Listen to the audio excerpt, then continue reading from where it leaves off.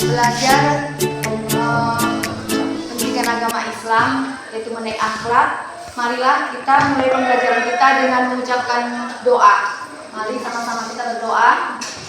Bismillahirrahmanirrahim. Raditu billahi rabban wa bil islami dinan wa bi Muhammadin nabiyyan wa rasulan. Rabbi zidni ilman warzuqni fahman bi rahmatika ya arhamar rahimin. Amin. Hadir, ada yang absen, ada yang tidak hadir? Ada, Bu. Oh, yang tidak hadir? Ada 3, Bu. Oke, siapa ada itu? Maisara Rakit, Bu. Siapa lagi? Alex Wiber, Bu. Siapa lagi? Fatima, Bu. Ya. Ada kata-kata yang disampaikan di sini untuk motivasi belajar bagi kita, yaitu jangan takut untuk mencoba, karena kesalahan adalah bagian dari pembelajaran. Siap, Bu. Ya. Jadi, marilah kita mulai pembelajaran kita ini. Judul materi yang Ibu sampaikan pada sore hari ini adalah ghibah. Apakah anak-anak mengerti tentang apa arti ghibah? Mengerti, Bu. Iya. Jadi di sini nanti Ibu sampaikan apa arti ghibah itu dan bagaimana cara kita menghindarinya untuk menjadikan kita mempunyai akhlak yang baik. Jadi marilah kita sama-sama memperhatikan ya anak-anak Ibu semua ya, anak-anak Ibu yang soleha. Nah, ini pembelajaran kita hari ini mengenai ghibah. Tujuan pembelajarannya adalah peserta didik dapat menjelaskan pengertian ghibah. Peserta didik dapat memahami dampak negatif dari ghibah. Peserta didik dapat menghindari perilaku ghibah dalam kehidupan sehari-hari, dan peserta didik dapat menjelaskan tabayun. Diperhatikan ya anak-anak ya, nanti karena habis materi ibu sampaikan nanti ini, Ibu akan banyak bertanya dan juga ada nanti kuis yang Ibu akan sampaikan. Menghindari ghibah dan melaksanakan tabayun.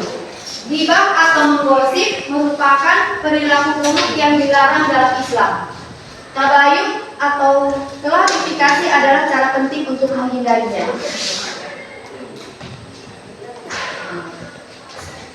Definisi ghibah. Ghibah adalah membicarakan keburukan seseorang di belakangnya dengan tujuan untuk menjatuhkan reputasinya. Apabila kejelekan tersebut bukan kenyataan pada dirinya, maka dinamakan fitnah. Tertulis di Al-Quran surat Al-Hujurat ayat 12 yang artinya, wahai orang-orang yang beriman, jauhilah banyak prasangka, sesungguhnya sebagian prasangka itu dosa. Janganlah mencari-cari kesalahan orang lain, dan janganlah ada di antara kamu yang memuji sebagian yang lain. Apakah ada di antara kamu yang suka memakan daging saudaranya yang sudah mati? Tentu kamu merasa jijik. Bertakwalah kepada Allah, sesungguhnya Allah Maha Penerima Taubat dan Maha Penyayang. Sumber ghibah adalah lidah. Jadi sumber ghibah itu adalah lidah diri kita sendiri. Jaga lisanmu dari ghibah.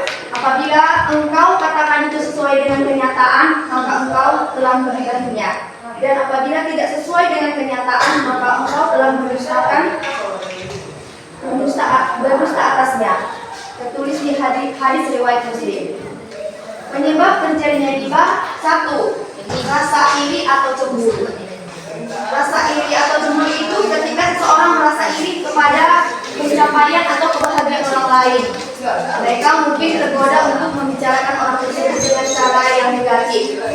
Yang kedua, keinginan untuk diterima. Dalam upaya menjadi bagian dari kelompok sosial tertentu, seseorang mungkin terlibat dalam ghibah untuk menarik perhatian atau mendapatkan persetujuan dari orang lain. Ketiga, kekurangan aktivitas positif. Ketika seseorang tidak memiliki ketakutan. Pengertian tabayun. Tabayun adalah upaya untuk mencari kebenaran dan mengklarifikasi informasi sebelum menyebarkannya. Tabayun bertujuan untuk menghindari kesalahan dan memahami suatu informasi dan sumber yang terpercaya. 2. Tidak berprasangka, menghindari prasangka buruk dan bias. 3. Bersikap jujur, mencari kebenaran dengan niat baik. 4. Sabar dan teliti, mencari informasi secara menyeluruh dan teliti. Tips praktis menghindari gibah dan melaksanakan tabayun. Ada beberapa tips praktis yang menghindari gibah dan menerapkan tabayun dalam kehidupan sehari-hari. Pertama, berpikiran positif. Kedua, bersikap toleran. Ketiga, menghindari percakapan negatif. Dan keempat, melakukan klarifikasi. Jadi kesimpulannya, menghindari gibah dan melaksanakan tabayun merupakan kewajiban bagi setiap muslim. Dengan menerapkan prinsip-prinsip tabayun, kita dapat membangun hubungan yang harmonis dan terhindar dari dosa. Jadi dari pemaparan yang Ibu sampaikan di depan tadi, gibah itu adalah membicarakan orang lain di belakang orang yang kita bicarakan tadi.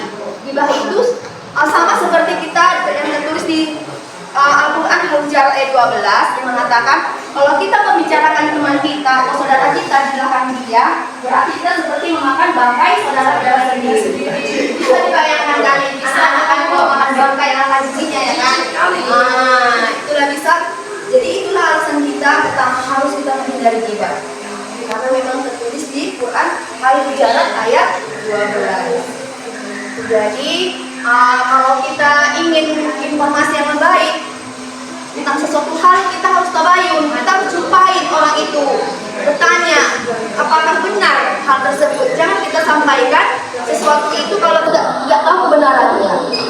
Itulah yang bisa Ibu sampaikan pada hari ini. Kalau ada anak-anak yang mau bertanya, bisa ditanya.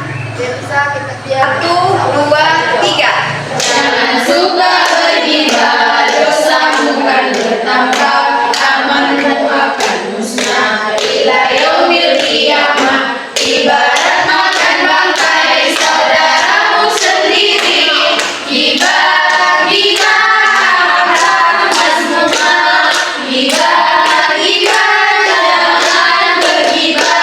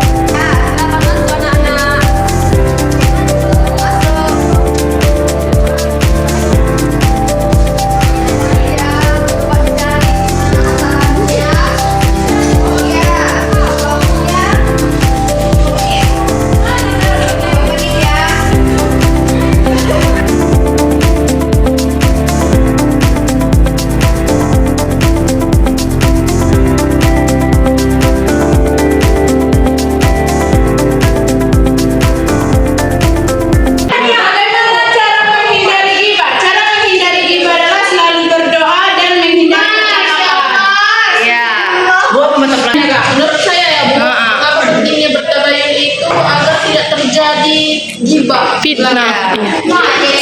Saya Bu, kenapa gibah dilanggar sebagai perbuatan yang buruk dalam Islam, yaitu dapat merugikan diri sendiri dan menimbulkan fitnah Bu. Iya, betul.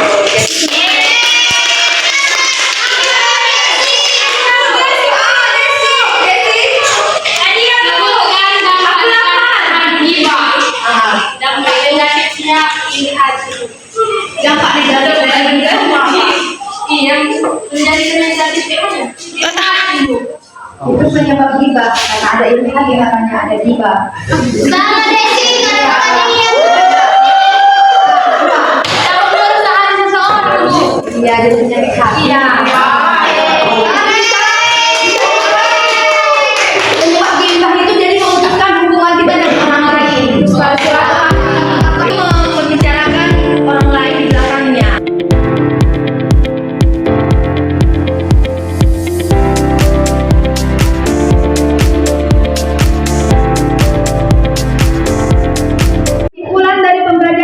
pada sore hari ini adalah bahwa gibah itu tidak boleh. Kalau ada hal sesuatu yang tidak kita ketahui harus apa? Terus membuat keputusan atas informasi yang tidak kita ketahui. Itulah yang bisa Ibu sampaikan pada sore hari ini. Semoga apa yang kita pelajari hari ini bisa memperbaiki akhlak kita dengan menghindari Gibah. dan kalau kita ada yang kurang kita ketahui sering-sering tabah. Ya, kita selamat di dunia dan akhirat. Jadi inilah yang bisa sampaikan kepada anak-anak sekalian, anak-anak yang soleh-solehah. Mudah-mudahan kita belajar terus kembali minggu depan dan semangat ya anak-anak semua belajar ya. Mudah-mudahan kita bisa memperbaiki akhlak kita dari hari ke hari supaya bisa menjadi manusia yang bermanfaat. Demikianlah yang bisa saya sini kita tutup. Masyarakat juga pesan